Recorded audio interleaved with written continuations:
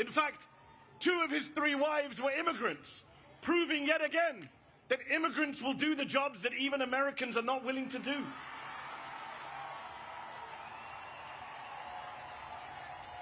I immigrated here from the United Kingdom. You want to talk about no kings? The UK still has a king, King Charles III, but even he has less gold in his palace than Donald Trump has in the Oval Office right now. Even King Charles has more respect for democratic norms and traditions than the whiny authoritarian man-child trying to send troops into as many blue cities as he can. This is a president who says he wants to be a dictator, but only for a day. Well, we are now 271 days into his wannabe dictatorship. He just went to see the Egyptian President Sisi, who is a military dictator, runs one of the most repressive regimes on earth. And he went there and he said, I want to praise your fantastic leadership and your low crime rates. This is who he loves. This is the autocratic leader he aspires to be. And of course, he was in Egypt hailing his Gaza peace plan, which is a ceasefire, yes, but not a peace plan. Donald Trump, the man who uses Palestinian as a pejorative, as a slur, has no plan for Palestinian freedom, no plan for Palestinian statehood, no plan for justice for the Palestinians who have been massacred and starved and genocided and ethnically cleansed for the past 2 years, including the past 9 months of his presidency. Meanwhile, Israel for the past week has violated the ceasefire again and again, killing Palestinians with impunity. Yesterday they killed 7 Palestinian children during a ceasefire. There is no peace in the Middle East because, as Dr. King said, peace is not just the absence of violence, it is the presence of justice. So these are dark times. Genocide abroad, fascism at home. Which is why it's so crucial that we gather, we organize, we rally like this.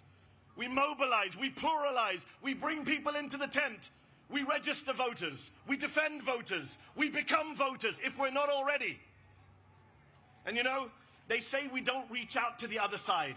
We don't reach out to conservatives or Republicans, that we're in an echo chamber. Well, let me say to every Republican and conservative watching, aren't you the ones who said no more big government? No tyranny in America?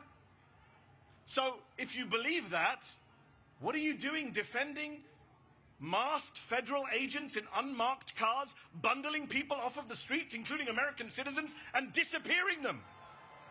How are you okay with that? And if you're not okay with it, then come over to our side. The side of the Democrats. The small d Democrats, not the big D Democrats, not the Democratic Party. Those of us who are from all parties and none. But those of us who care about saving America so that we can get to our 250th birthday and still be free when we reach 250 years. Come over to our side. The side of no crowns, no thrones, no kings. The side of freedom, of liberty, of the Constitution. The First Amendment, the Fourth Amendment, the 14th Amendment, the 22nd Amendment, which says 2 terms means 2 terms. And if you're not worried about Donald Trump trying to stay on for a 3rd term, you should be. He's literally selling merch. So I worry about free and fair elections in 2028. But then I say, why should I worry? I see all of you here today. What is there to worry about? We here today are not spectators. We are citizens. We are not bystanders, we are proud and patriotic Americans. And we Americans, we the people, will not allow our country to be taken over by demagogues and dictators. We will not stand for it. So let me ask you this. I need to hear you. Are you willing? Are you willing? Answer this. Are you willing to sit back and let Trump shred our freedoms? I can't hear you, DC. They need to hear you in the White House. Are you willing to let Trump shred our freedoms? Are you willing to sit back and bend the knee to fascists and white supremacists? Are you willing to be the Americans on whose watch democracy died? Good, because people power is our last line of defense. Remember this, Donald Trump has never, ever, not in 3 elections, won a majority of the vote. Never. And I'll say this to you. I'll say this to you. Here's the math that they are scared of. There are more of us than there are of them. We are the majority. Say it with me. We are the majority. They're not loud enough today, Jesus. Come on, louder. We are the majority. Yes, we are. And we have no intention of losing our country, our democracy, our freedoms to that twice impeached convicted criminal and his gang of grifters. No way. We will out-organize them. We will outvote them. We will outlast them. Because when I see you all out here today, when I see you all out here today in your thousands, in millions across the country, I have hope. I have faith that America can defeat this fascist threat, this authoritarian mania, this MAGA cult, and save our freedoms. And I also have faith and hope that one day soon, the Palestinians will be free. Thank you very much for your time. God bless you all.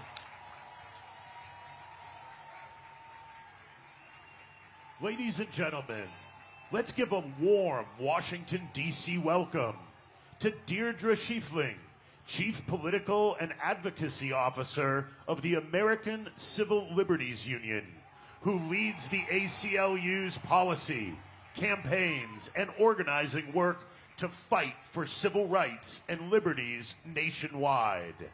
And Sarah Parker, Executive Director of Voices of Florida. Hello, everyone. Hello, DC. Woo! You look so beautiful. I wish you could see yourselves from here. You look amazing. You look powerful.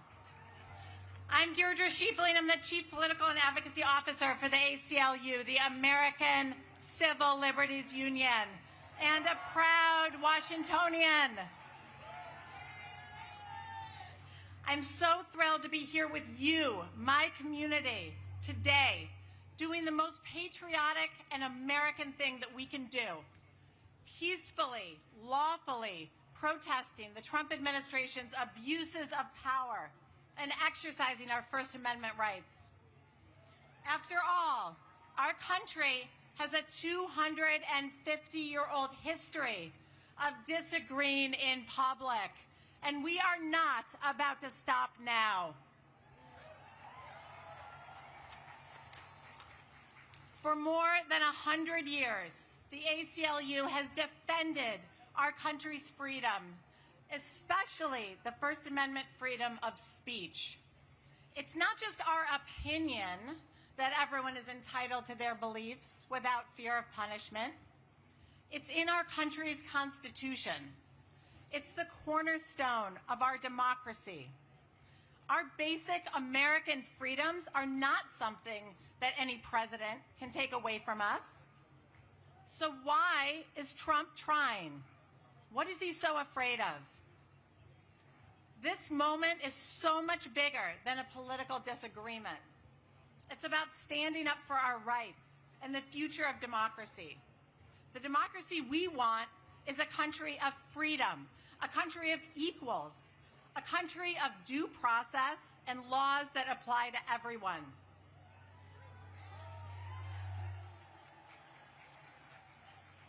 Not a country where masked ICE agents kidnap people out of their beds in the middle of the night, where they zip tie terrified children together. No. Not a country that tells schools and universities to teach ideology instead of facts. And certainly not a country that sends armed troops into our cities to scare us into silence. I refuse to allow that version of our country to take hold, and I know you do too. The courage that we are creating here today across the nation is contagious. It's powerful, and it's exactly what they're afraid of. I want to tell you something I've learned. The best way to protect our freedom is to act free.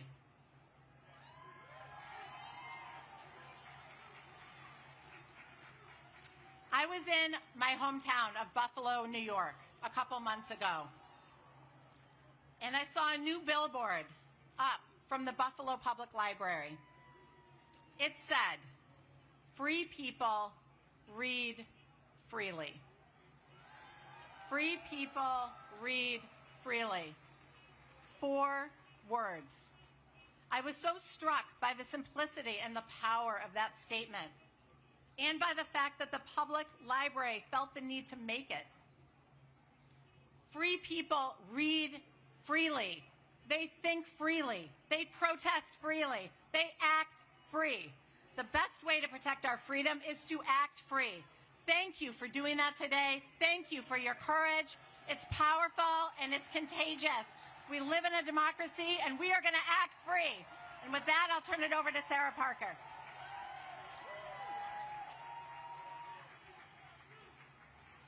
My name is Sarah Parker, and I'm the Executive Director of Voices of Florida and a National Coordinator with 5051.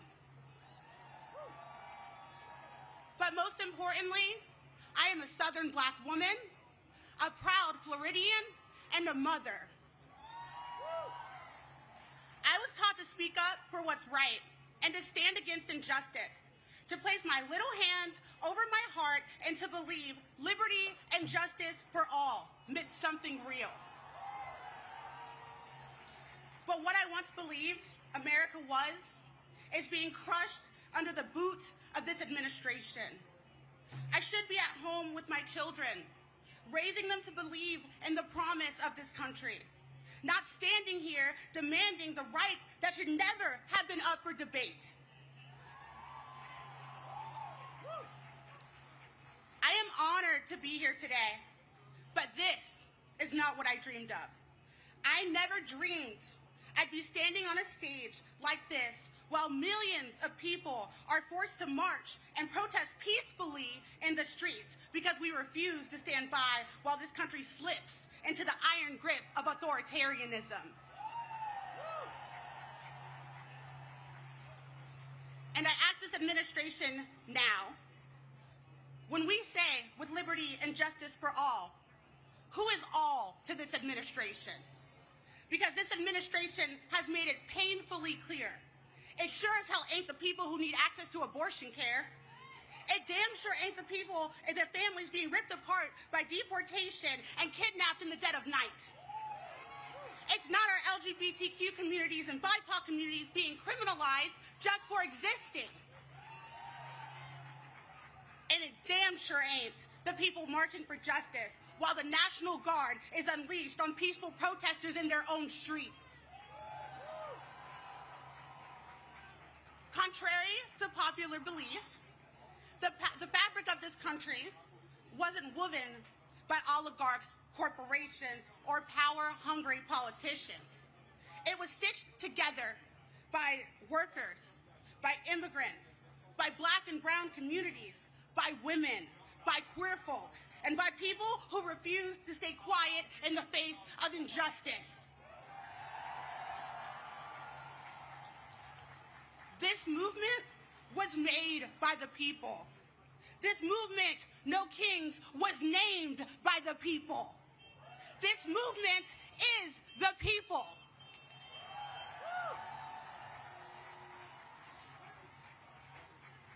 And newsflash to this administration and for the people who need it, this country was built on protest. And some of the most important changes in our history happened because everyday Americans just like us. And now, those in power are trying to unravel it thread by thread, taking away rights, stripping away dignity, rewriting what freedom actually means. They've tried to silence us with fear. They've tried to gaslight us with lies. And politicians have stood in front of the cameras, smugly, I may say, peddling smear after smear. Because it's easier for them to smear the American people than to recognize what they're doing to this country. And where I come from, we call that cowardice.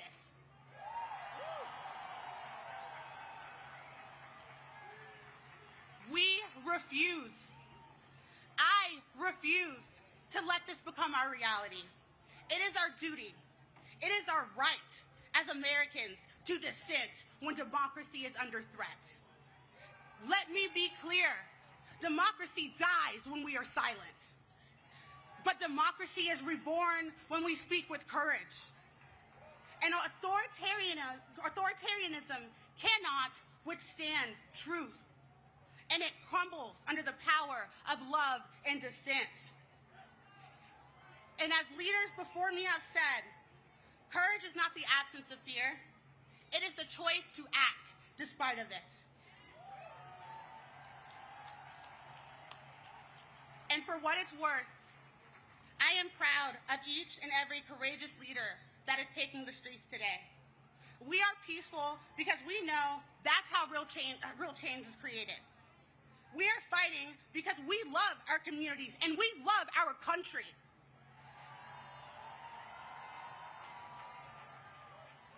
We are using our voices because it is our God-given American right. And anyone who says otherwise is not only lying to the American people, they are lying to themselves, and I don't know how they sleep at night. And like we say in the South, a hit dog will holler, and I'm hearing a lot of hollering coming from the Capitol building.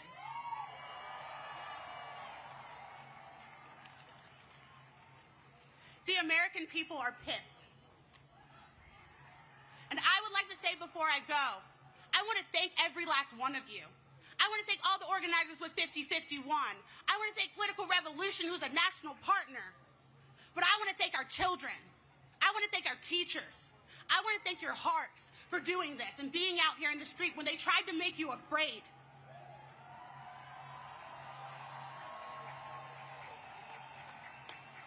The message today will be crystal clear, and they won't be able to ignore it. There will be no kings in America. Not today, not tomorrow, not ever. Thank you.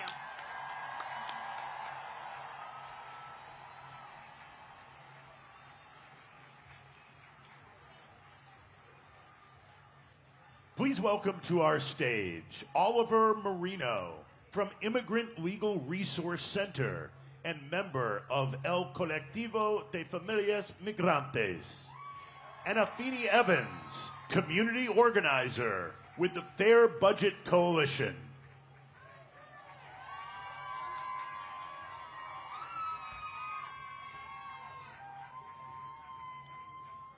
Thank you. Good morning.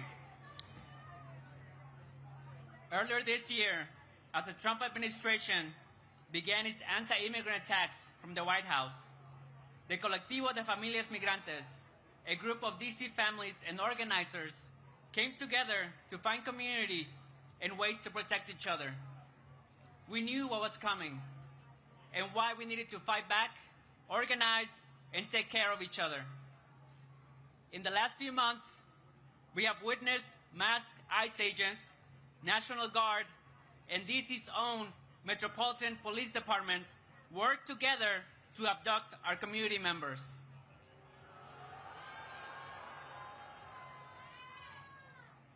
People have been detained while going to work, at local parks, in front of schools. Hundreds of people have been separated from their families, their loved ones, and our community. This is still happening. Just a few blocks from here, people have been racially profiled, handcuffed, and put in vehicles and taken. Sometimes they're transferred to detention centers hundreds of miles away in states like Louisiana, Alabama, and Georgia, away from family and away from legal counsel. And to be clear, here in DC, the anti-immigrant attacks have come not only from the White House, but also from our own mayor, Mayor Bowser. Mayor Bowser tried to repeal DC's Sanctuary Values Act, a local law that limits collaboration between MPD, the local police, and ICE. But while politicians have failed us, it's been DC residents that have stepped up. We have seen our people go out and film ISIS abuses in the streets, share Know Your Rights information, provide mutual support to families of people detained, and organize to protect their immigrant neighbors.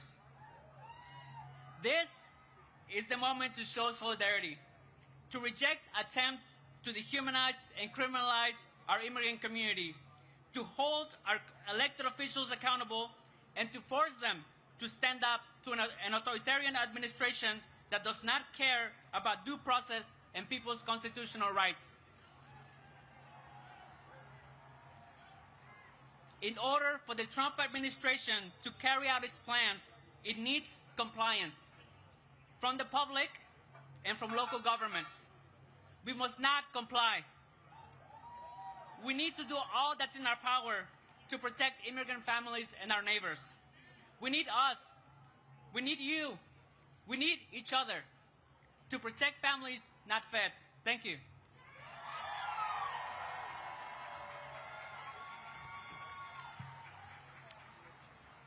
Peace, y'all.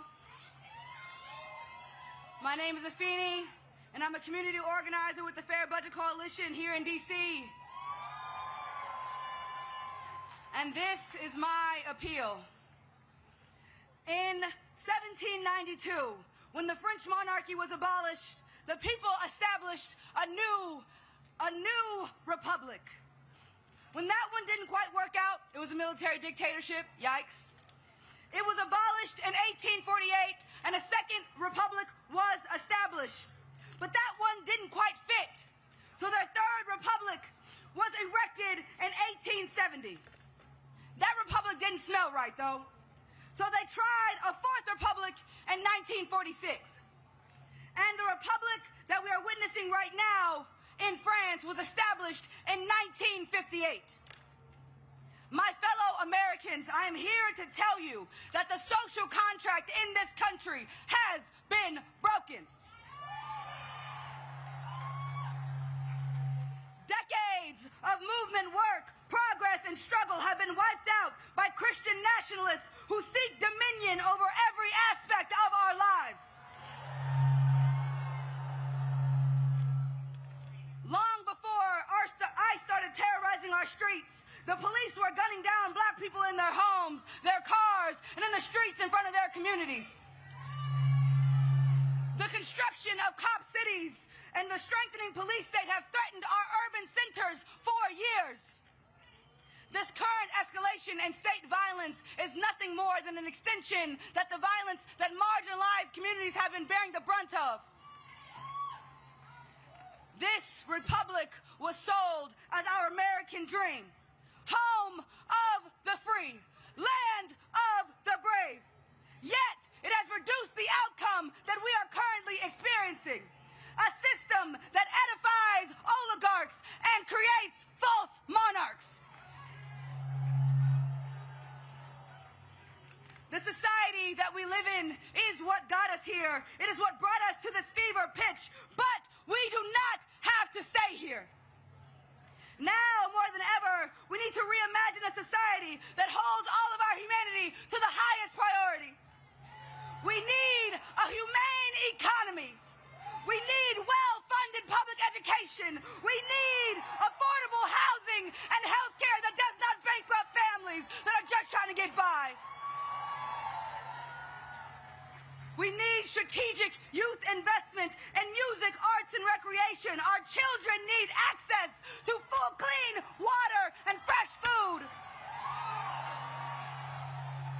In this moment, we need community. We need compassion. We need love and radical imagination. And most importantly, we need each other.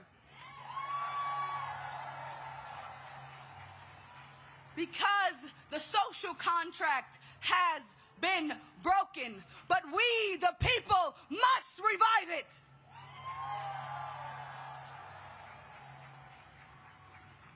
We, the people, can be stewards for a land of the free. We, the people, can be brave and make this broken house into a home for all of us.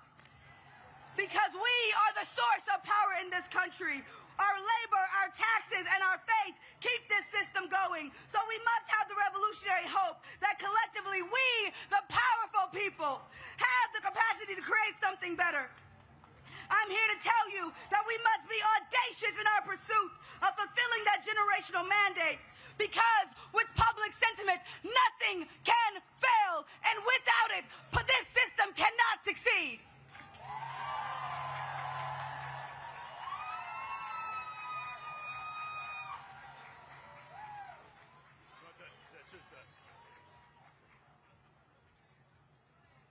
And now, welcome to the Snow King stage, an American science educator, engineer, comedian, television presenter, inventor, keynote speaker, and author. He is a respected champion of scientific literacy who has challenged opponents of evidence-based education and policy on climate change, evolution, and critical thinking. Please welcome Bill Nye, the Science Guy. Woo!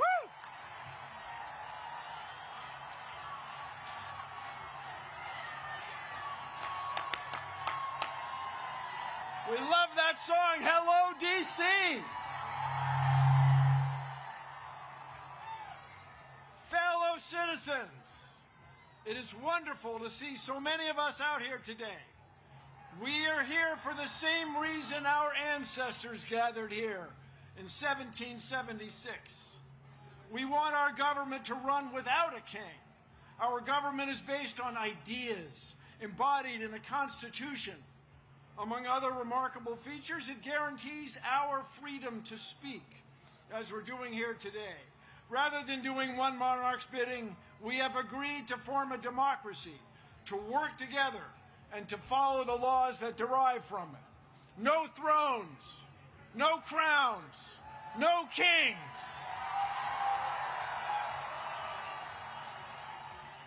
As many of you know, I am a native Washingtonian.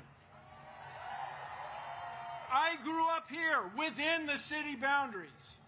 And when you grow up here, the affairs of the federal government are very much a part of your life. I remember well sitting on my father's shoulders and waving to astronauts as we, as a nation, celebrated their accomplishments back in 1964. In 1964, that was the first year my parents could vote for president as citizens of the District of Columbia. We still do not have voting representation in the district. Someday, perhaps.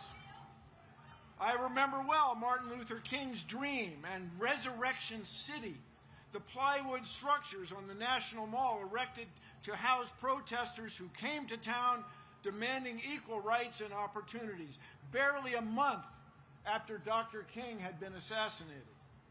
I remember well the Vietnam War.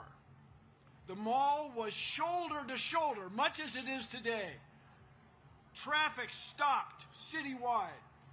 The protest movement expanded. There were protests around the country, and the war was ended. We are protesting in the same fashion today.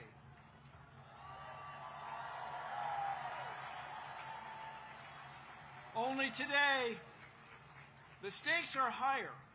Rather than abandoning a war against an elusive, perhaps sometimes imaginary foe, we are confronting the possible end of our republic. We are here to tell our lawmakers that what's going on in our government is wrong. They must stop the abuses of this petulant president and his circle of sycophants. No thrones, no crowns, no kings.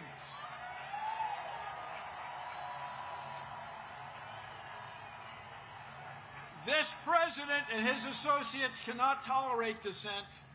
To them, our free speech is frightening.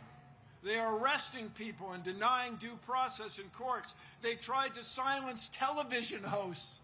They're trying to indict civil servants, prosecutors, judges, even their own cabinet members. But in this land, these sorts of actions are not new. In 1776, our ancestors had had enough. They declared independence from a king by means of a document stored safely right over there on Constitution Avenue in the National Archives. Although it was conceived 249 years ago, the Declaration of Independence describes a train of abuses connected with an absolute authority, a king with absolute power. No thrones, no crowns, no kings. Their king had refused to honor the law. Their king had refused to let lawmakers be elected. The king had made court judges dependent on his will. They cited the king sending, quote, swarms of officers to harass our people. Their language referred to, quote, cruelty and faithlessness scarcely paralleled in the most barbarous of ages. Their king was trying to, quote, render the military independent and superior to civil power. Our founders even censured King George for cutting off trade with all parts of the world. Did these actions sound familiar? 249 years later, no crowns, no thrones, no king. In short, the founders believed their king was, in their words, quote, totally unworthy to be the head of a civilized nation. No thrones, no crowns, no kings. Although the United Nations has been the world's leader, and although the United States has been the world's leader in science for decades, this president and the members of his cabinet even fail to accept scientific facts. Contrary to Article 1, Section 8 of the Constitution, they do not promote the progress of science. They suppress it to the detriment of our health, well-being, and international competitiveness. It is a formula for failure. How did we get here? It hasn't been one instance of abuse of the power of executive order by this president. It hasn't been just one twist in a court ruling. Instead, it has been years in the making. Enabled by this president, a group of Confederates has worked together to undo many of our traditions and understandings of fairness and of citizens' rights. And they've done this through an odd legal tactic to overwhelm our court system with legal game after legal game, trying to hold or impound money secretly in order to let legal deadlines pass, to pretend that people they don't know, who are from different backgrounds, are somehow not quite citizens and not worthy of respect under the law. No thrones, no crowns, no kings. Let us now raise our voices. We are here demanding a return to the rule of law. Let the world know that we will suffer no king. We will put the United States back on a course to lead the world in fair governance. Together, no thrones, no crowns, no kings. Thank you all. Let's change the world.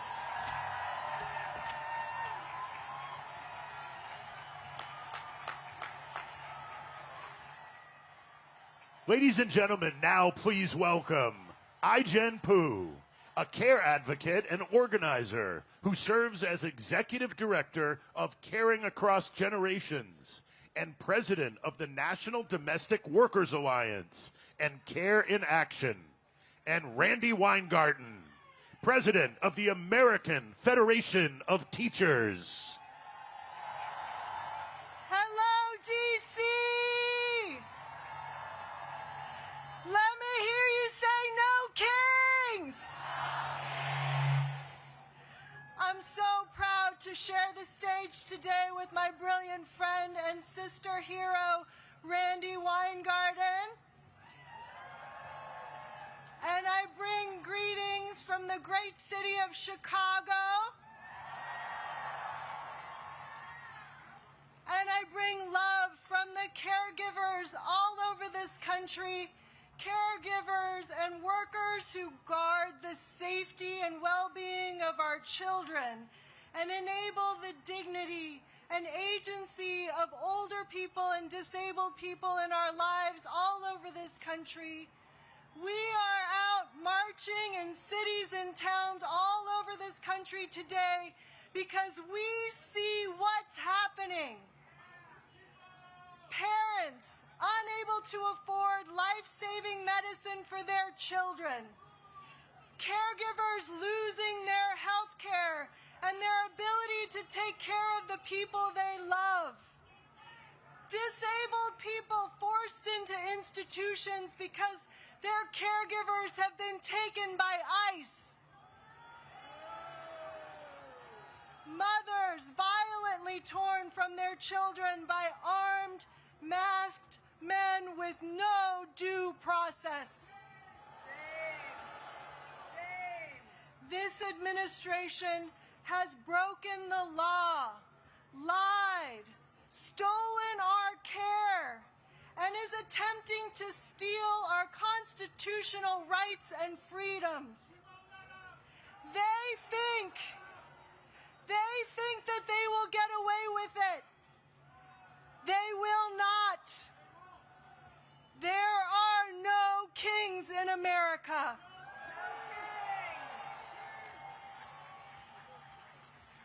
And you know what else I see? I see parents, caregivers, and teachers working together to make sure that immigrant children can go to school safely.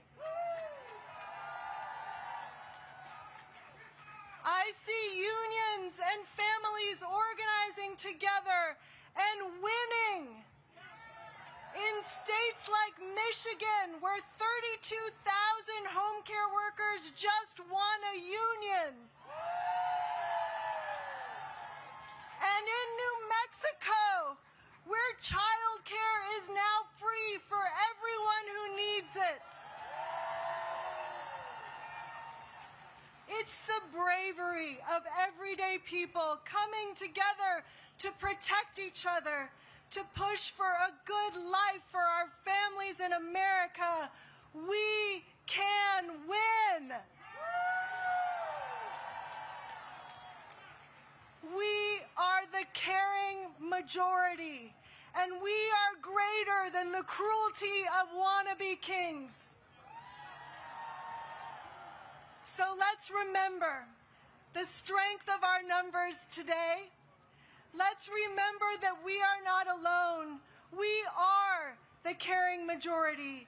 And let us continue to be brave. Are you with me? Yes! Are you with me? Yes!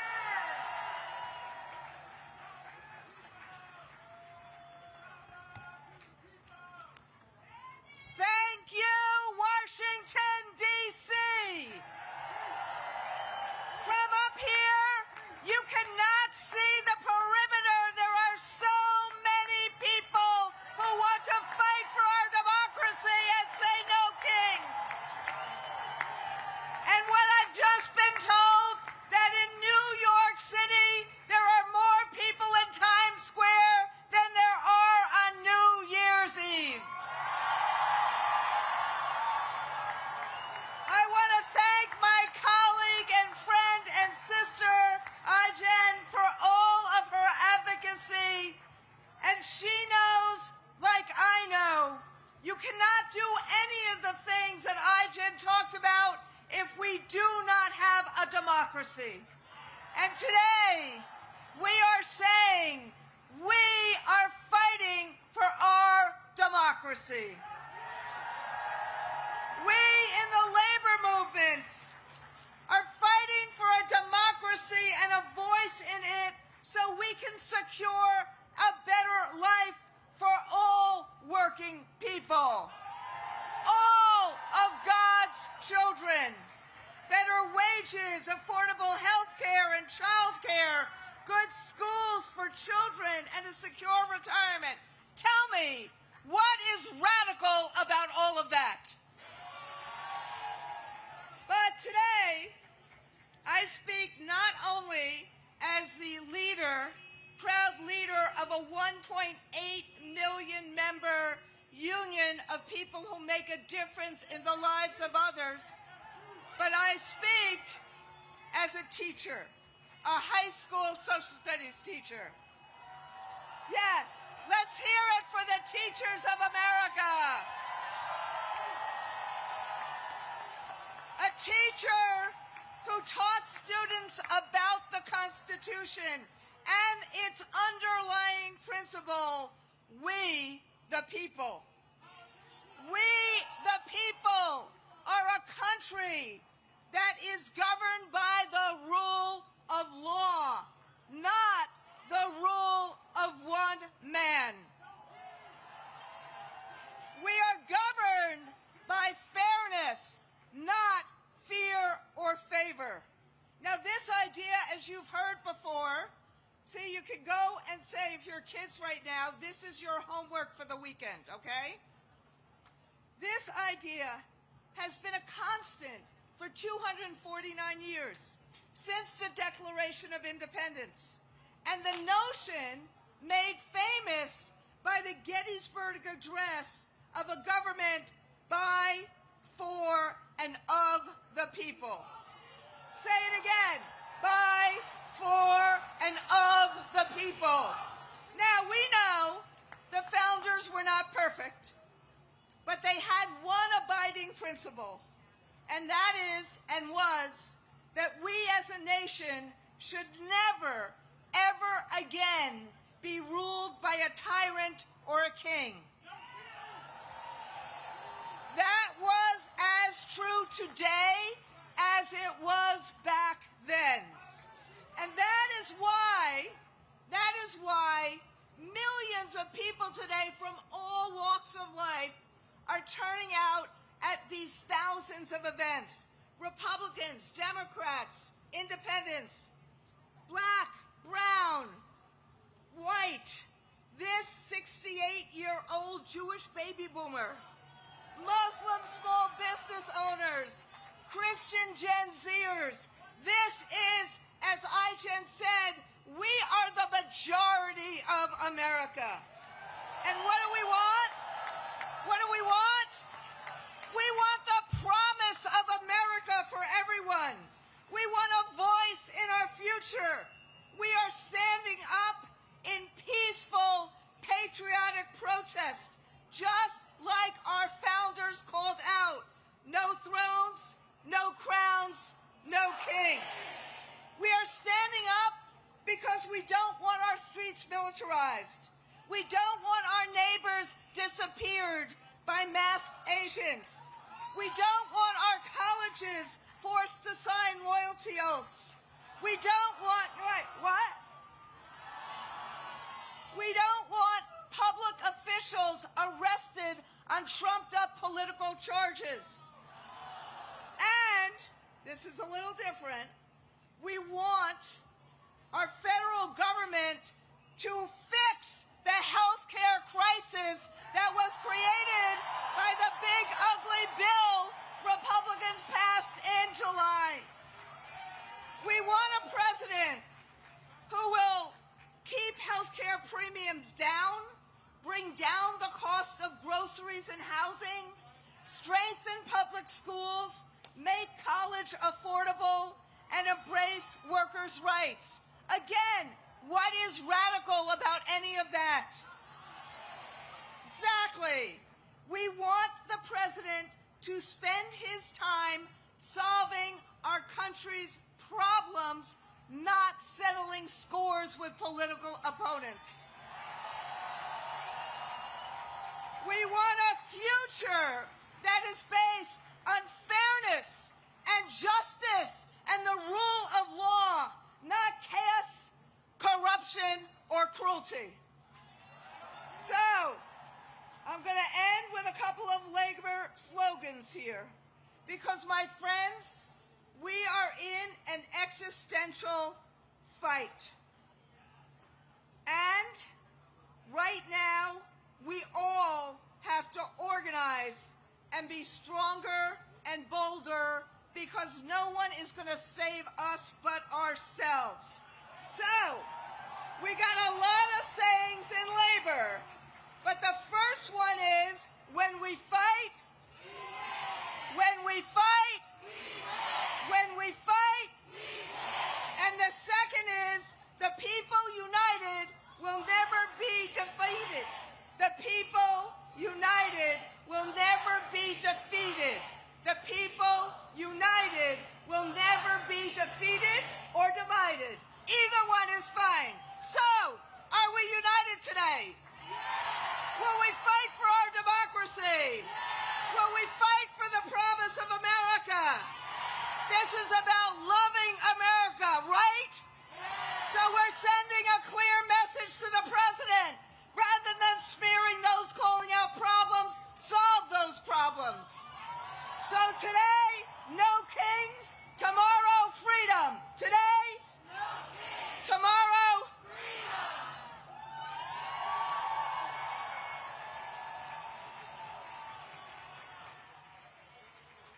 Now please welcome the co-founder of the Black Votes Matter Fund and one of the leading voices on voting rights, Cliff Albright.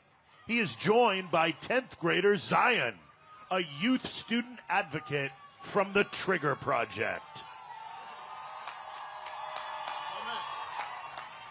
Good afternoon, everyone. My name is Zion Stewart. Good afternoon, everyone. My name is Zion Stewart, and I'm from W Street Southeast, better known as Chopper City. I grew up around a lot of trauma and violence like many kids in my neighborhood. I got connected to the Trigger Project through one of my mentors. Going through Trigger University, I felt something I never felt before. A safe space, people who believed in me, and a chance to learn the real causes and the disease of gun violence. More police doesn't fix what's really going on. It just adds more confusion and chaos. It doesn't heal our pain.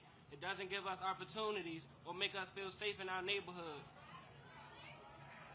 Saying fuck Trump. Saying fuck Trump or fuck ICE would be what he expects from me, but that's not what we need.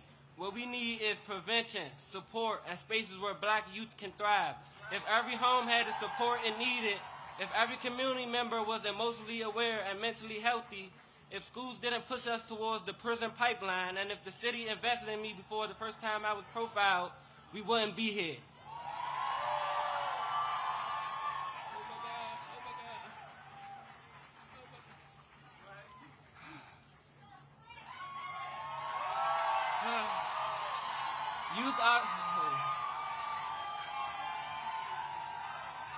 Youth are the solution, not the problem. We deserve to be understood, not blamed or preyed upon. Free DC. We are prevention. Thank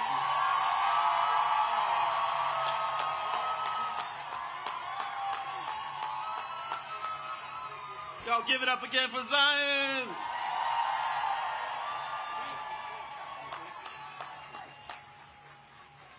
Last time I was here, was speaking at a rally like this, was 2021 for the Freedom Rise, when Black Voters Matter and dozens of other organizations organized for voting rights legislation, like the John Lewis Voting Rights Advancement Act and the For the People Act.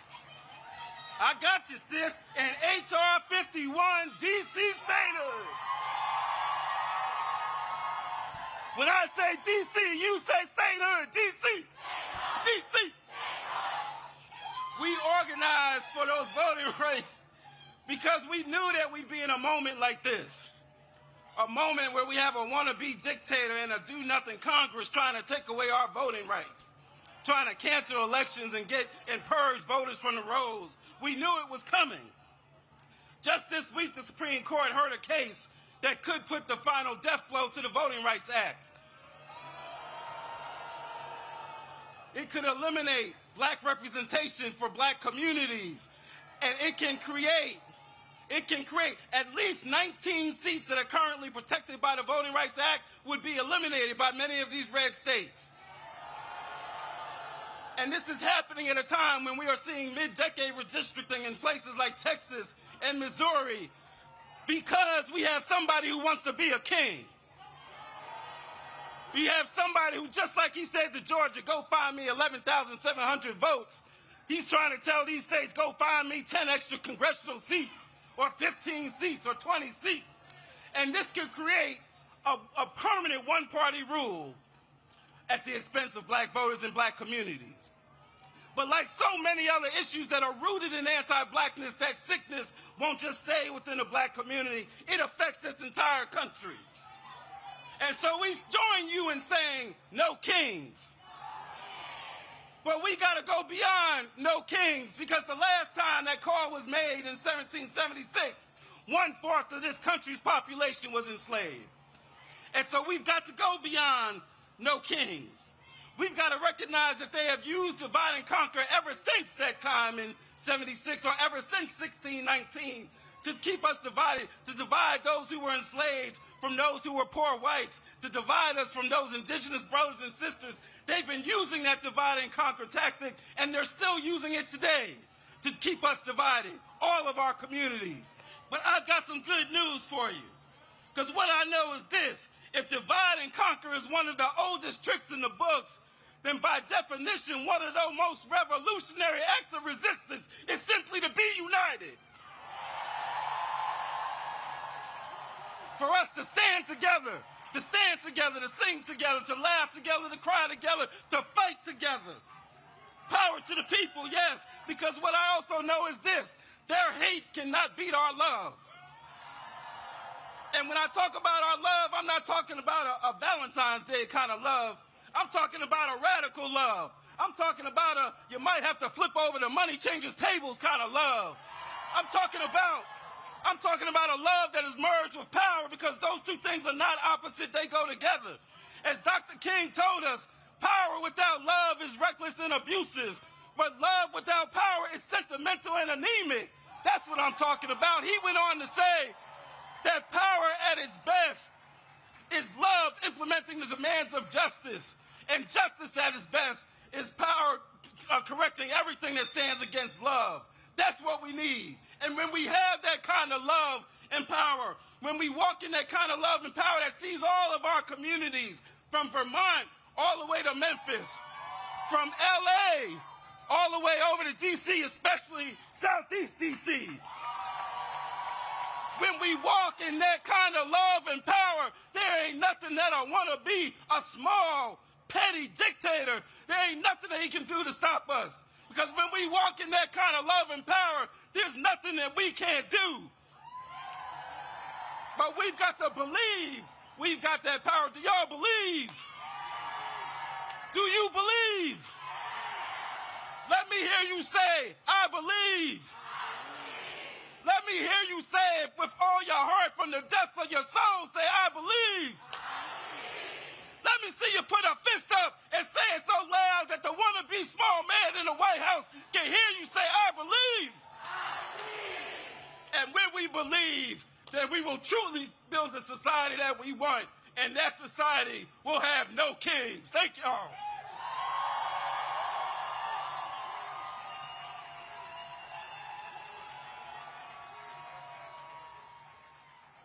Now please welcome Jay Brown, Chief of Staff for the Human Rights Campaign, and Sean Skelly, former Assistant Secretary of Defense for Readiness in the Biden administration and co-founder of Out in National Security.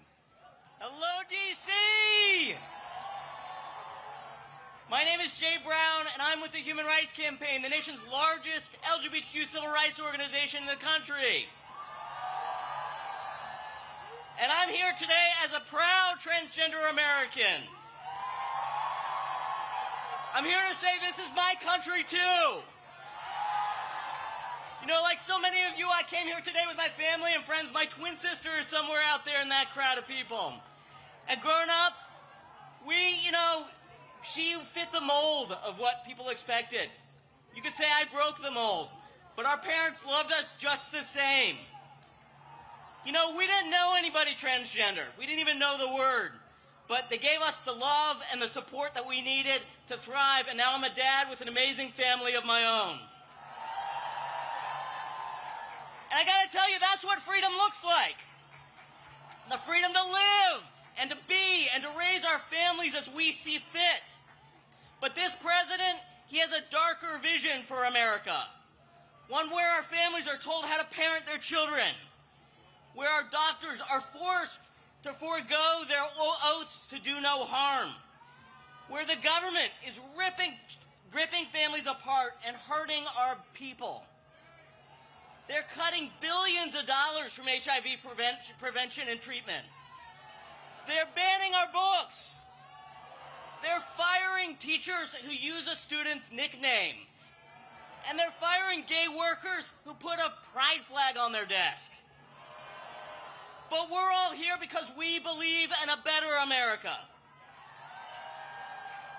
We believe in a country where kids can get a quality education free from bullying, where love is love, where freedom is afforded to all and not reserved for the wealthy few. That is America at its greatest. That is our America. And on behalf of HRC's 3.6 million members and supporters, I'm here to say, that America does not and will not ever have a king. The truth is, no one rally is going to save us. No court ruling, no single election will save us. We have to save ourselves. We have to build workplaces that are safe, classrooms that are welcoming, communities where we see each other not as our enemies, but as our neighbors. And we must always resist the temptation to believe only in the worst of this country. That's what he wants. He wants us to be defeated. Are we going to be defeated? No. He wants us to be silent. Are we going to be silenced? No. He wants us to be scared. Are we scared? No. You know, we have the power to build a better tomorrow. LGBTQ+ people, we live in every zip code and are from every background. We were born here and we immigrated here. We come from red families and from blue families. And we are here to say that this is our America too. No one knows that better. No one knows that better than my friend and a tireless public servant who's on stage with me today. A true patriot who knows the cost of freedom. I'm proud to pass the mic to former Assistant Secretary of Defense for Readiness and our HRC board member, Sean Skelly.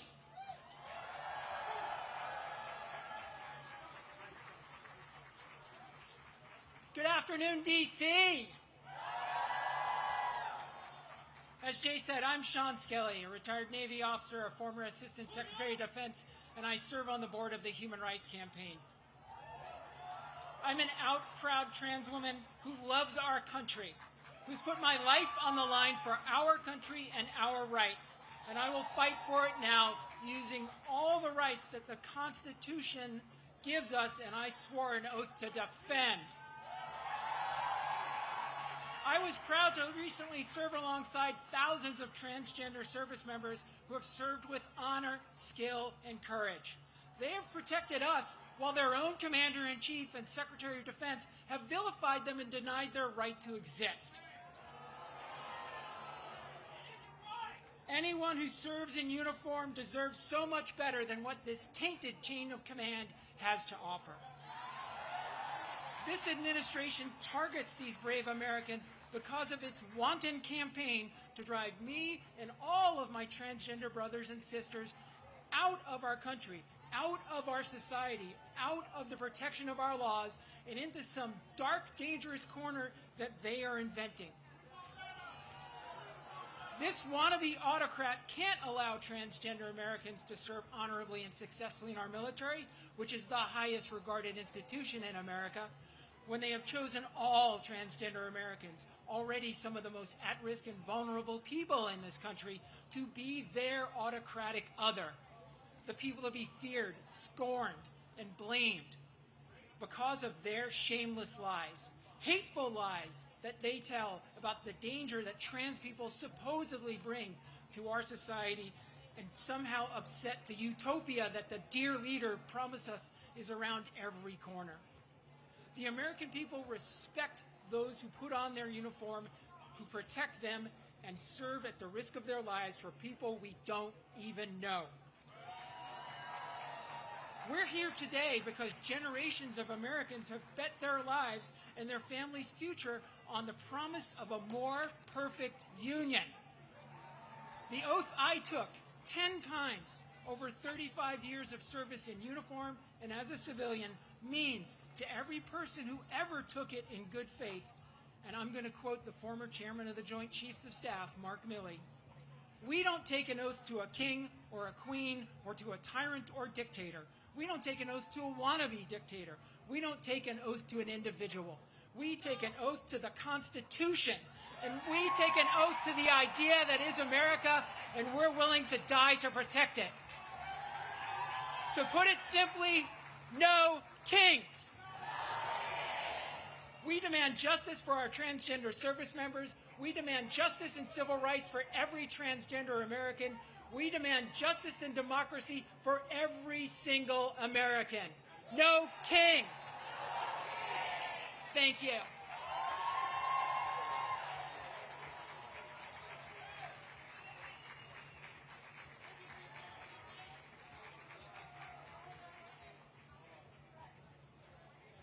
And now, please welcome to the stage, Nene Taylor, Executive Director of Harriet's Wildest Dream, and Kaya Chatterjee, Executive Director of Free DC.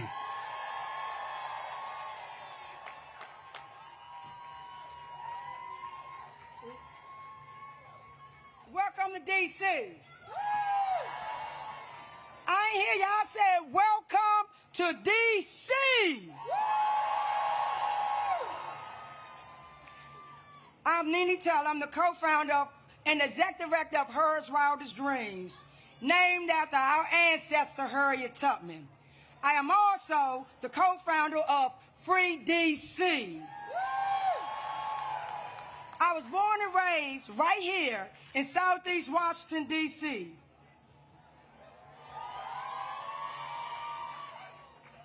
As many of you know, we are in a state of grief for the loss of our freedom fighter, Assata Shakur. We honor her life, her courage, and her teaching. She told us that we need a revolution of the mind and a revolution of the heart. These words still lead me because this work begins in how we show up for one another, how we care for one another, and how we show up for one another. Washington, D.C. is a black home. We come here to Washington, D.C. That is what you came here to Washington, D.C. That's what you're stepping into. A home built by black hands, held together by black love, guarded by generations who refuse to leave. The people of D.C. have been teaching, protecting, and fighting for this city long before most of you start paying attention. We have been living and breathing the consequences of racist policies, displacement, and over-policing since post-Civil War. We have been demanding and calling for D.C. to become a state. We need D.C. statehood now. D.C. statehood now. D.C. statehood now. On Monday, our freedom watchers were up at the D.C. courts until the cell block closed 2 o'clock in the morning. They were watching hearing after hearing after hearing of our neighbors being kidnapped over the weekend. We also have 300,000 black women who have been fired in the last few months. Most of those are federal workers right here in the district. And we just listened to lawyers argue at the Supreme Court that fixing the system to make it fair for black people somehow harms white people. This is what we're up against. This is what we are up against. Black people freedom is being threatened by a felon democracy and have been punched by white fragile supremacy. Here in D.C., we have been organizing, protecting, and building long before cameras arrived. If you want to help, listen to those who have been doing this work before Trump became in office, before all of this came to play. Listen to the ones that's been on the ground ever since 400 years ago. I see all of you right here, and y'all see me. All of the applauses, and yet, when you all called to meet, when I call you to meet impacted black people, where will you be? Ask yourself, where will you be? Will our movements need funding? Where will you be? When you are invited to teach, to share your skills, to support, strategize, and to defend black people in public, where will you be? Solidarity is measured by what you do when you are called forward. Community is responsibility, structure, and work. It's both the noun and the verb. It's the people and it's the people in motion. It is how we build safety for each other. It's how we keep us safe. Who keep us safe? We keep us safe. Who keep us safe? We keep us safe. Black people people have been carrying the moral weight of this world for generations. We have stood in the gap for every fight against oppression, from Palestine to right here in D.C., because we believe everyone deserves to be free. We are not free until all of us are free. And I'm going to leave you. Ocasio-Cortez taught me once again, weapons of mass instruction and weapons of mass love. She said it's not enough to change the system. We must change ourselves. That kind of change requires that we hold the line for one another. Protest black people in public and in private. I see you. I see your faces, just like you see mine. Will you tomorrow? Will I see you tomorrow? Will I see you next month? When more of our rights are being stripped and more of our black bodies are put in cages. Don't watch from the shadows. I charge you. I charge you to be on the front lines. I charge you to fight. And we will not end with because the day won't end with this stage when the stage come down and the cameras leave and you return home. The fight for our collective liberation is not contained to this presidio of the media attention today. So again, ask yourself, where will you be? My charge is you don't comply. I want you to say no to the kings. We call them oppressors. And I want you to help us to free the land, to free the people, and free us all, and free D.C. Free D.C. Free D.C. Free D.C. Free D.C.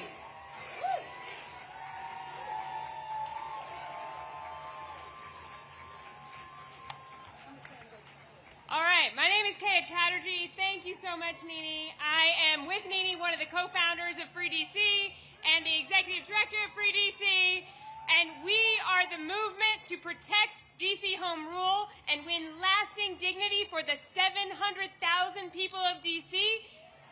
Let me hear you, DC. Who out here is here today for a Free DC?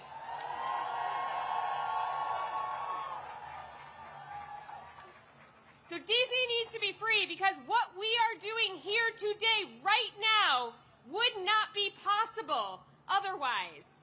This president wants to silence dissent. He wants to silence protest. He wants to do that everywhere, and we saw him try to do that this week. President Trump and his allies lied about this very event that we are attending right now. He tried to get us all to stay away from here. But did we do that? Our right to protest is important everywhere, really it is, but there is nowhere that it is more important than here, in the capital of the country. We know what authoritarian rulers do. Authoritarians, they try to prevent dissent in the capital. They want to control capitals. They have tried to control capitals through the history of time and space because controlling a capital is a way to control a nation and a way to prevent the transfer of power. This president is no different from those authoritarians, and we saw that on January 6th, right? We saw that. And this president started attacking D.C. again the day he took office again. Today, we are in our third month of military occupation by armed forces from multiple other states in D.C. There are gangs of federal agents who are attacking our communities. And we've heard from so many people today that they've attacked our unhoused neighbors. They've attacked our immigrant neighbors. They've attacked black and brown neighbors. They've attacked our cultural institutions. They've attacked thousands of people who serve as federal workers. They've tried to take over our local police department. They put a disgraced Fox News host in charge of our local prosecutions. And on top of that, their allies in Congress are trying to pass dozens of bills, more than 24 budget riders that take away basic rights from the people who live in the capital of this country. This president is trying to instill fear among the people here. Exactly. Exactly. We won't let him. We know better than that. We know better than that. We know what to do, right? We know what to do. The people of D.C. are joyful. If you could see what I see right now, you would see an amazing crowd all the way back to the White House full of joy. The people of D.C. are powerful. We are going to use that power. We have what it takes here in D.C., not just to resist this tyrant, but to actually take him out of power and win. And I want to say, I'm not just talking about voting. I'm not just talking about attending rallies.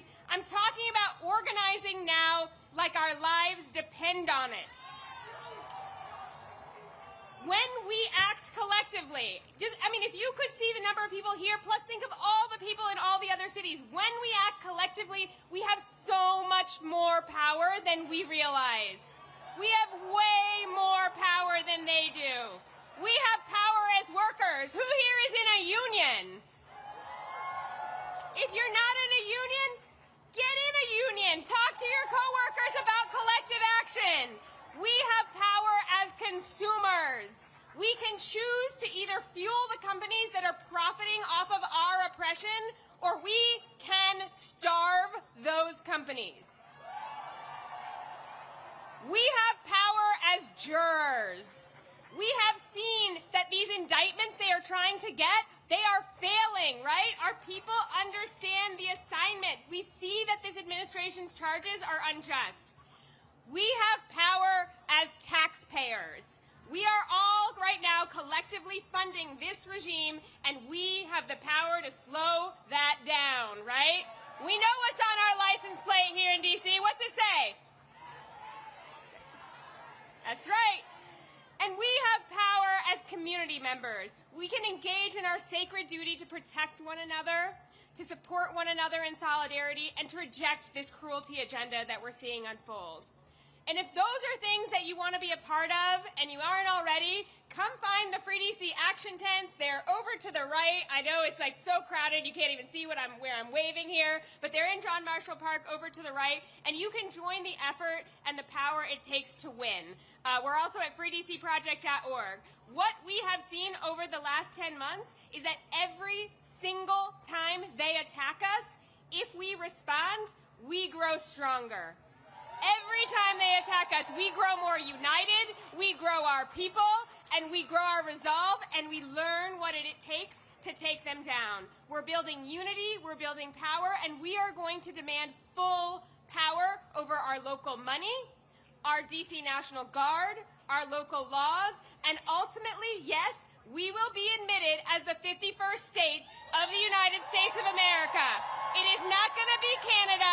It's not going to be Greenland. It's going to be D.C. And our entire national democracy will always be at risk until that happens, until we actually protect the capital of this country. And that means that everyone across this country needs a free D.C. From Ward 1 to Ward 8. From Los Angeles to Chicago, from Memphis to Portland, we are more united now than we have ever been. We are united against deploying the military against our people. We are united against attacks on our democracy, and we are united against this agenda of cruelty that we are seeing unfold before our eyes. Together, we, the people here today, and all our friends we organize, we're going to bring it to an end. Free D.C.! Free D.C.! Free D.C.! Free D.C.! Free D.C.! Free D.C.!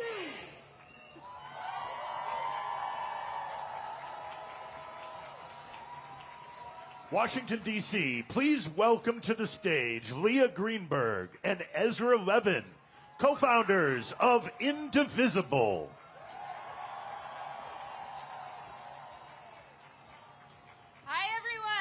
To be here with you today. I'm Leah. Hey, I'm Leah's husband. And we are the co-founders of Indivisible. We support a movement of thousands of local indivisible groups organizing in every state of the country. These are regular people who understand that saving our democracy is too important to be left to the politicians. And it's going to take all of us. Woo. Now, I've got a question for you. How many kings do we have in America? That's right. We are in the middle of a sprint by Donald Trump, Stephen Miller, their MAGA cronies, to consolidate power and bully American society into submission. They have come for corporations and billionaires, for law firms and universities, for media and civil society. They are ripping families apart, and they are shredding our Constitution while they line their pockets in the biggest heist of all time. And the way they do it is they go on the attack. They make demands. They claim powers they don't have. They bully and they threaten to retaliate, and they see if anyone will push back. And if nobody pushes back, they win. And then they go on to the next attack. They are doing everything they can to convince us that they are all powerful, that they are inevitable, that they will win. And I need you to hear me. It's a lie. Woo! It's always been a lie. And the greatest danger we face is not Trump. It is how we, as a society, respond to this bullying, to this chilling effect. If we preemptively obey, if we shrink back, if we make ourselves small, if we do what they want in advance. Now, we saw them try this play this week. Mike Johnson, Stephen Miller, their cronies on Fox News. They have spent the last week on the attack against No Kings, smearing all of us as anti-American. They tried to scare us out of gathering here today. And I've got a question for you. Are we afraid? No. Did they scare us off? No. Are we going to back down now? No. That's right, because what we are doing here today is as American as apple pie. We are standing up for our rights. We are standing up for our neighbors. We are here because we understand.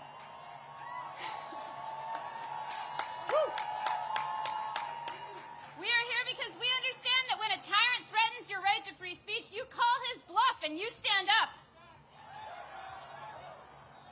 In every action and every day, we defy the regime. So I've got something to say to Mike Johnson, Speaker Mike Johnson, who spent all week smearing regular Americans. There are nearly a dozen No Kings protests happening across your district today.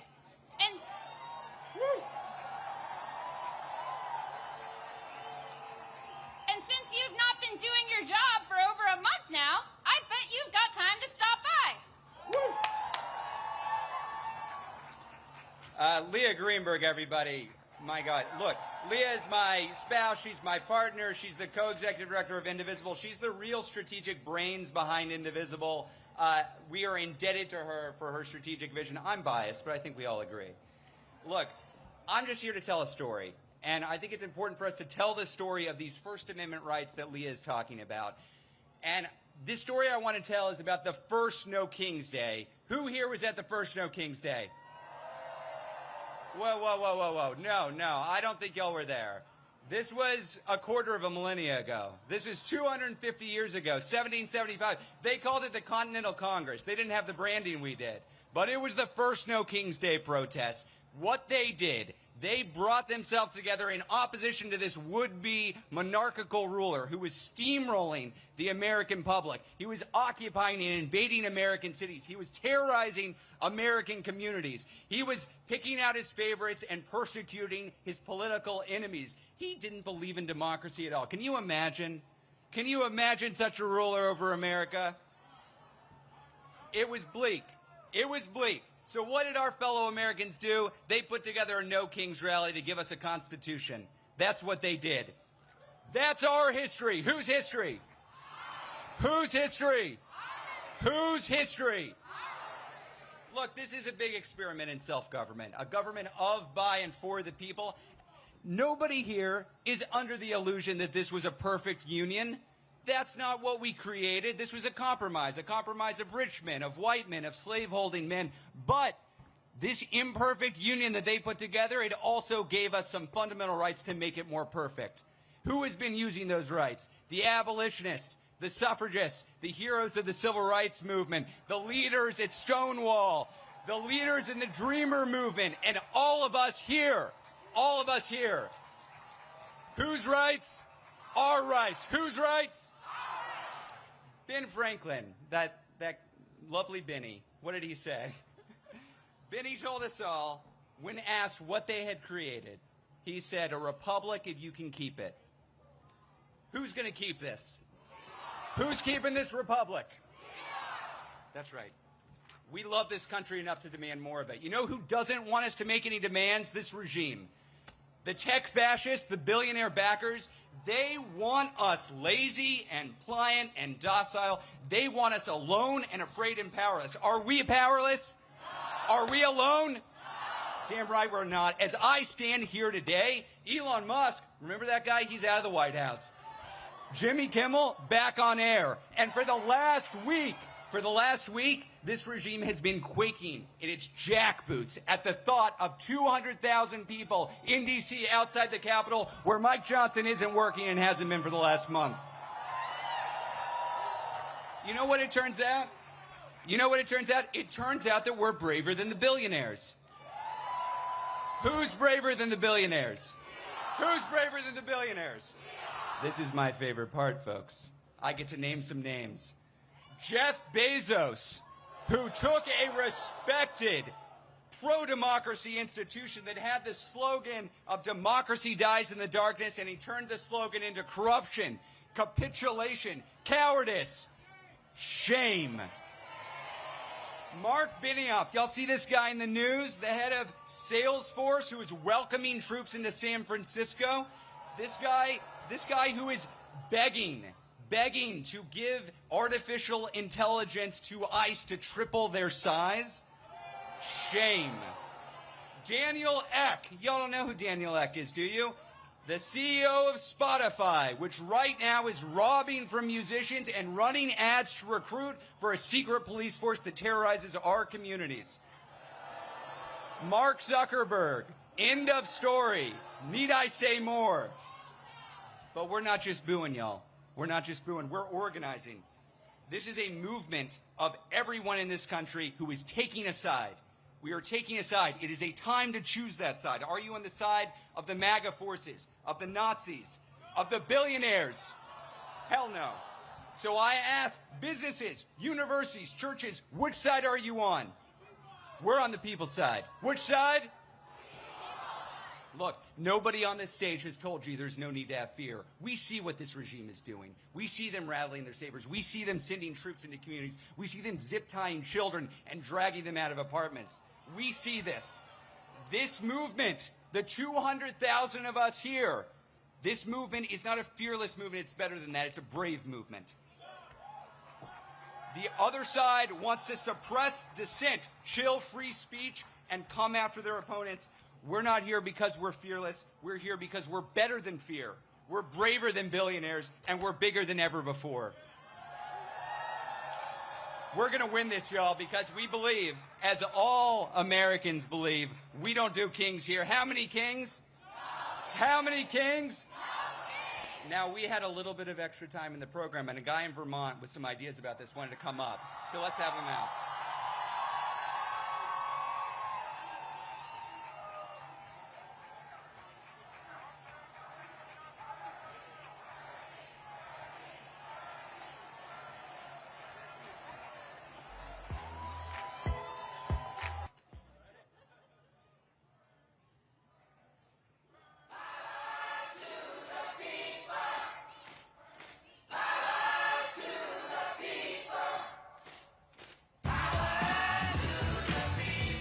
Washington, D.C., are you ready? Here we go.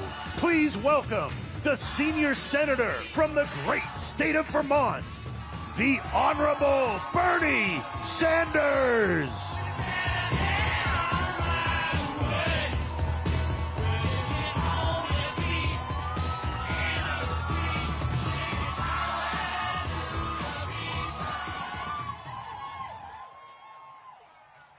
Thank you, Washington. Thank you, indivisible. Thank you to the millions of Americans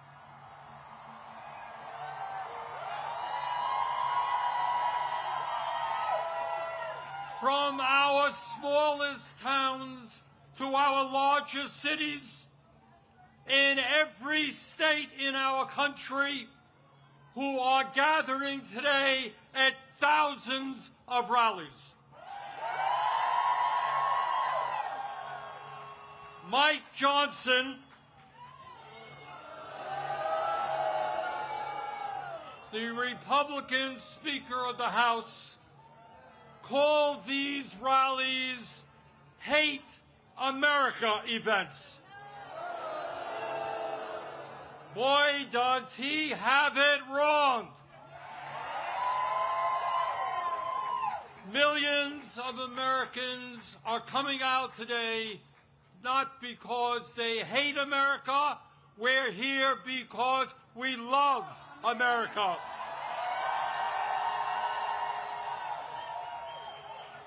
We're here because we're going to do everything we can to honor the sacrifices of millions of men and women who, over the last 250 years, fought and sometimes died to defend our democracy and our freedoms. In 1776, with extraordinary courage, the founders of our country announced to the world that they would no longer be ruled by the King of England, a king who had absolute power over their lives. They demanded freedom. And to bring that about, they fought a bloody war against the British Empire and the most powerful military in the world. Tens of thousands of Americans died in that 8-year war, but our forefathers fought on and they won.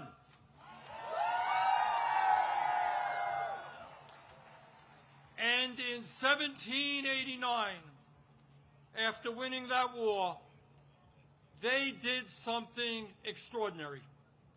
They established the first democratic form of government in modern history. They said loudly and boldly to the entire world, no more kings. In America, they said, we the people will rule. And today,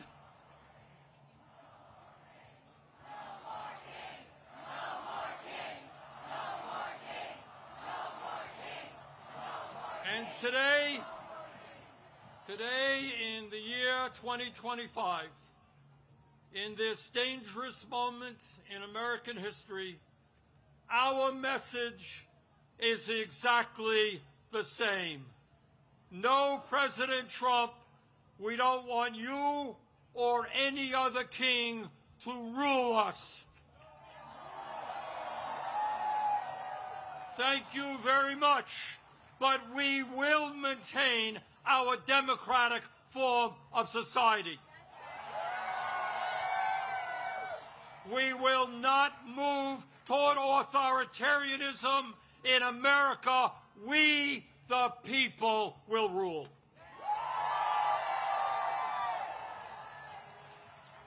When he was sworn in as the nation's first president, George Washington called this attempt at self-government, quote, an experiment entrusted to the hands of the American people, end quote. My fellow Americans, in an unprecedented way, that experiment is now in danger. It is in danger when we have a president who wants more and more power in his own hands and in the hands of his fellow oligarchs. It is in danger when we have a president who claims that peaceful protests in Portland, Oregon, or Chicago, Illinois, is an insurrection and calls in the U.S. military, and then threatens to arrest the mayors and governors who resist them. It is in danger when we have masked agents working for ICE, breaking down doors, throwing people into vans without due process, and taking them to God knows where. It is in danger when we have a president who sues and intimidates the media, who wants no criticism of him and his policies, and who undermines the First Amendment of our Constitution, the very foundation of American democracy. Our country is in danger when we have a president who threatens to arrest or imprison political opponents who stand against him, including the Attorney General of New York State, a sitting U.S. Senator, and the Governor of California. It is in danger when we have a president who undermines freedom of thought and dissent at our colleges and universities, and who attacks law firms that oppose him in court. It is in danger when we have a president who threatens to impeach judges who rule against him. It is in danger when we have a president who ignores Congress, refuses to spend money that Congress appropriates, and takes away money from states who voted against him. It is in danger when we have a president who demands that states redraw congressional maps to ensure that his chosen candidates win future elections. It is in danger when we have a president who illegally fires tens of thousands of federal employees right here in Washington, D.C. and throughout our country, and rips up union contracts that workers have fought for and won.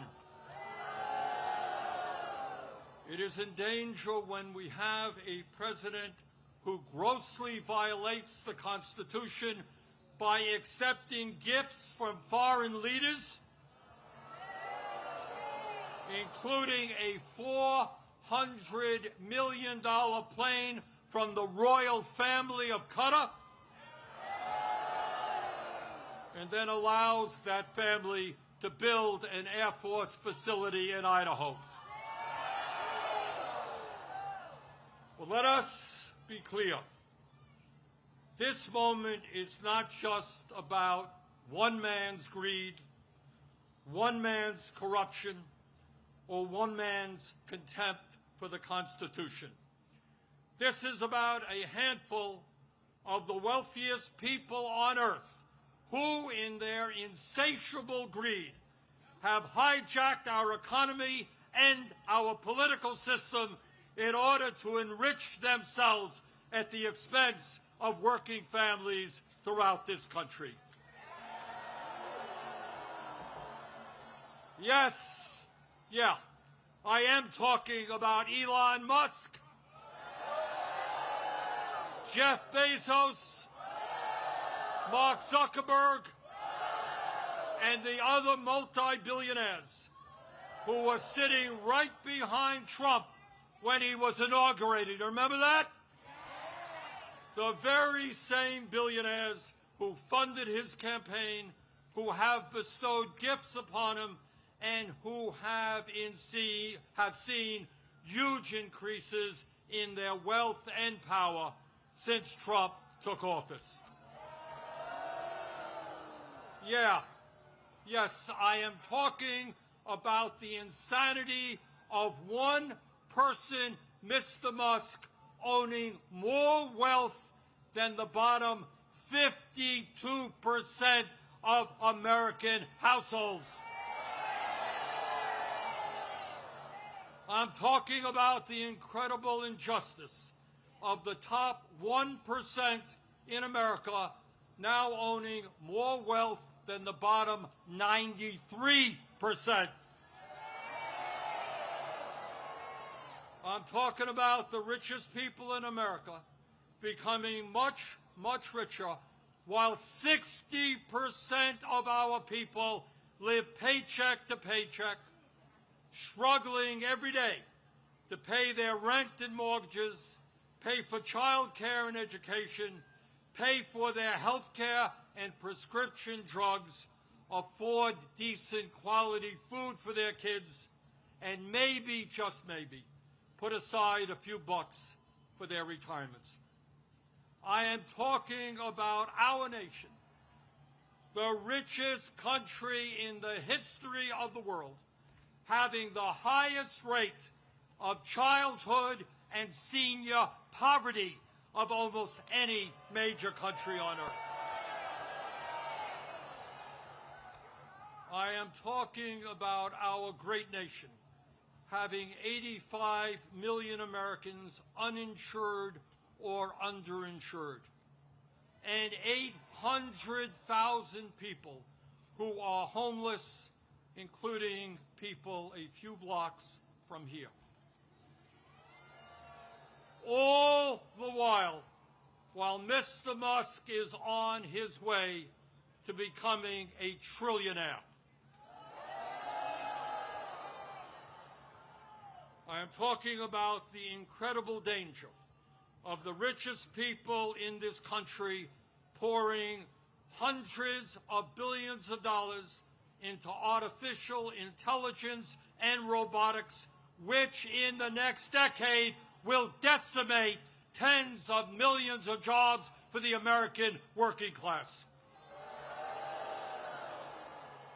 I'm talking about a billionaire class who believe that they have the divine right to rule, and who not only want massive tax breaks for themselves, but who reject any form of accountability or checks on their power. My fellow Americans, we rejected the divine right of kings in the 1770s. We will not accept the divine right of oligarchs today.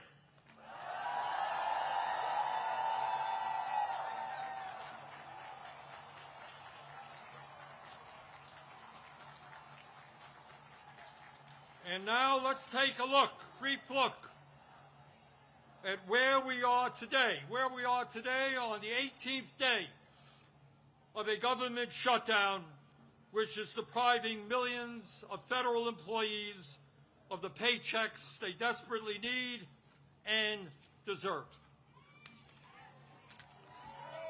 Let me cut to the chase and tell you exactly what this shutdown is all about. As a result of Trump's big, beautiful, disgraceful bill, which made massive cuts to Medicaid and the Affordable Care Act, 15 million low-income and working-class Americans are going to lose the health care they desperately need to stay alive. And my friends, studies suggest that when you throw those 15 million people off of the health care they presently have,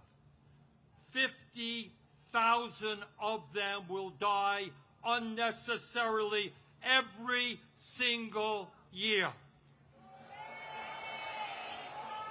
50,000 Americans will die unnecessarily every single year.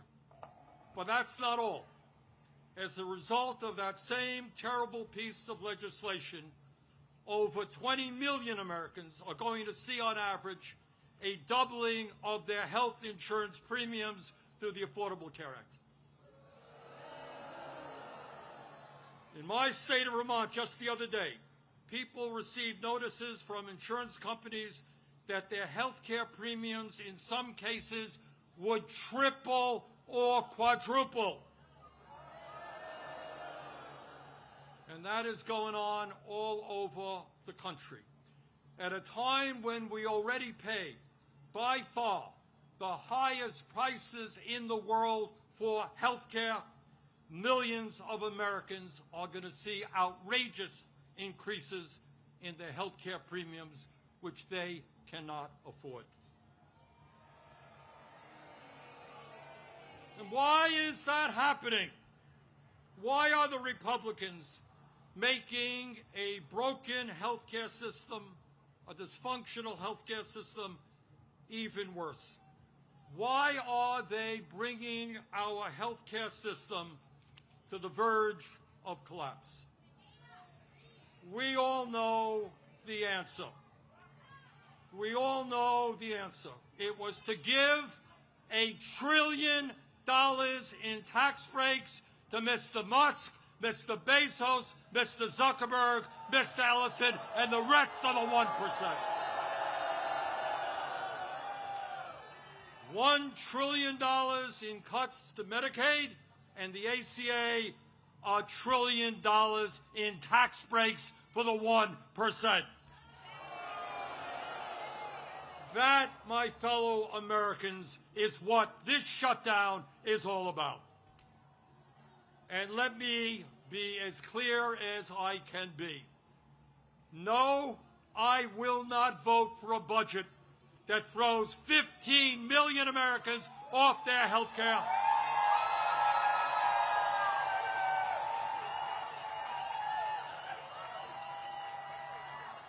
No, I will not vote for a budget that doubles premiums for 20 million Americans.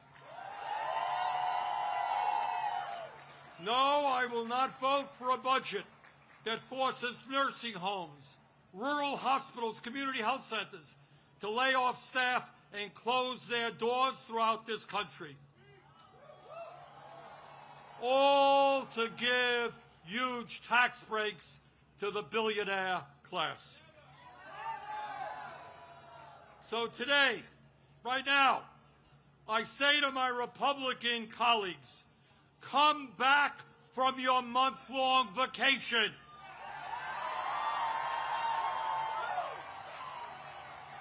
Start negotiating and do not allow the American healthcare system to be destroyed. End this shutdown.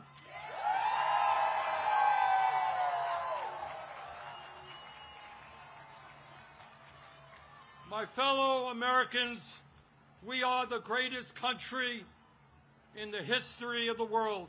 And when we stand together and don't allow demagogues to divide us up, there is nothing that we cannot accomplish.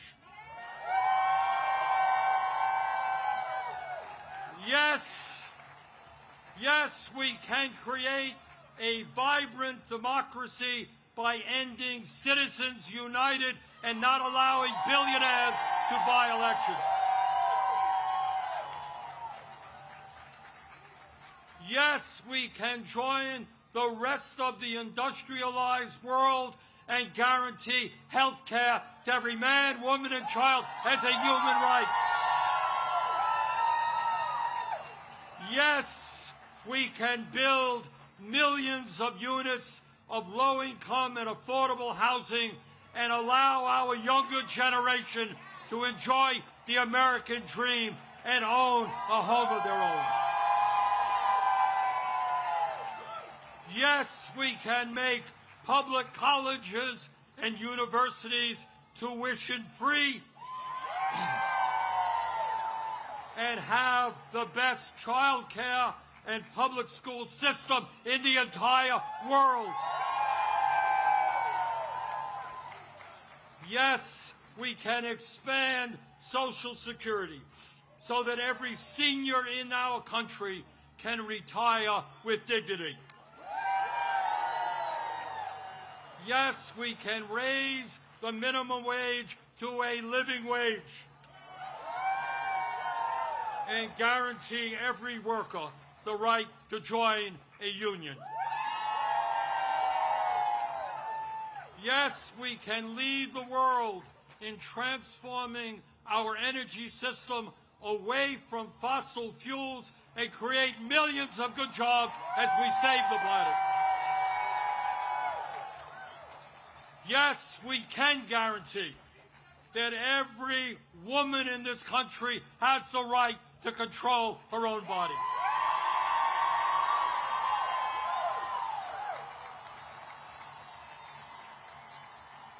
Yes, yes, we can have a foreign policy that guarantees that never again will American taxpayer dollars be used to starve children in Gaza or any place else.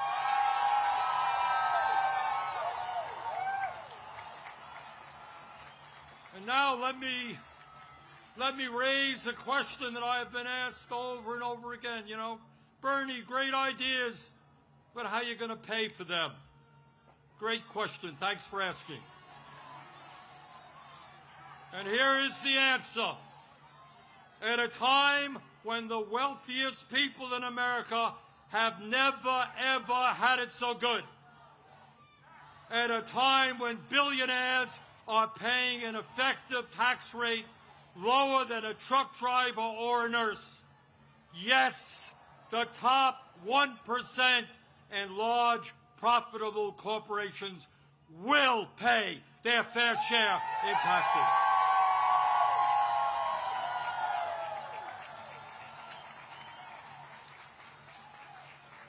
My fellow Americans, the establishment, including the corporate media and many of my colleagues in Congress, want you to believe that you are powerless. They want you to believe that you cannot change the status quo. But that is a lie. Throughout the history of our country, when Americans have stood up and fought for justice, they have prevailed.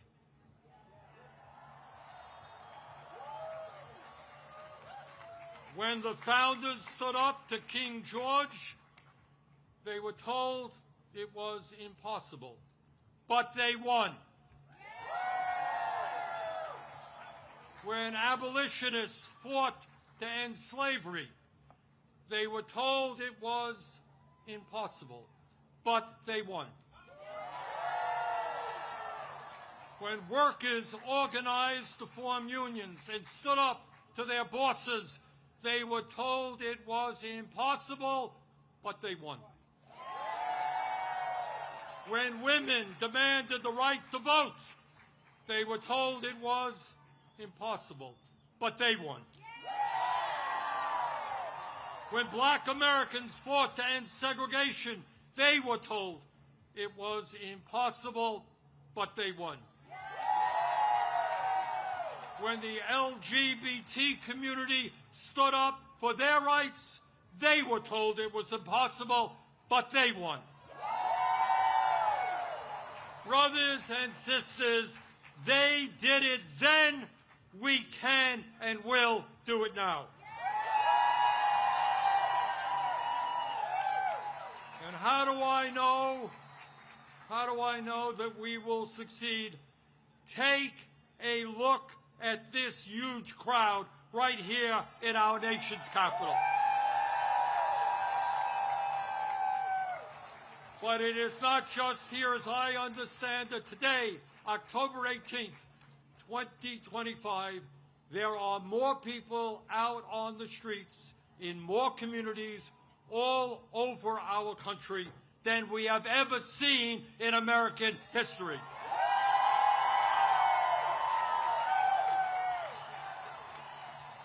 Brothers and sisters, this is not the end. This is just the beginning.